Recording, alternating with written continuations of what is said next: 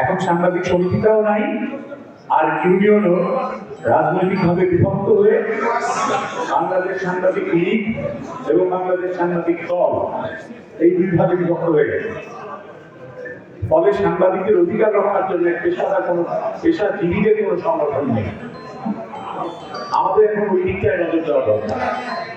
সেটা সংস্কার কমিশন করতে হবে না, সেটা সাংবাদিকদেরই আপনাদেরকেই বলতে হবে যে ইউনিয়নকে ঐক্যবদ্ধ হতে হবে। আমাদের পেশায় একটা একক ইউনিয়ন থাকতে হবে। আপনারা চাপ দিলে নিশ্চয়ই এই ইউনিয়ন ঐক্যবদ্ধ হবে। আপনারা যদি বিভক্ত ইউনিয়নের সদস্য না হন, আপনারা যদি বিভক্ত ইউনিয়নকে পাত্তা না দেন, তাহলে তারা ঐক্যবদ্ধ হবে। সুতরাং আপনারা ঐক্যবদ্ধ হওয়ার জন্য যে যে কৌশল নেওয়া দরকার সেই কৌশলগুলো নিয়ে ইউনিয়নকে ঐক্যবদ্ধ করবে। আর ইউনিয়ন যদি ঐক্যবদ্ধ হয় তাহলে সাংবাদিকের অধিকার রক্ষার জন্য সঠিকভাবে কাজ করতে পারবে, সেই কাজে সাফল্য আসবে। এটা রাজনীতির ঊর্ধ্বে উঠে করতে হবে, দলীয় আন্দোলনকে ঊর্ধ্বে উঠে করতে হবে।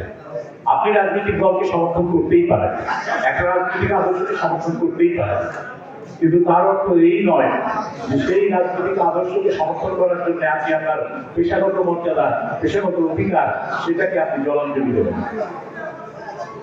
সুতরাং আপনার পেশার প্রতি যে ভালোবাসা, সেই ভালোবাসা থেকেই আপনাদের দরকার এই পেশার সংগঠনটাকে শক্তিশালী করা, ঐক্যবদ্ধ ইউনিয়নটাকে গড়ে তোলা বা ঐক্যটা গড়ে তোলা ইউনিয়ন।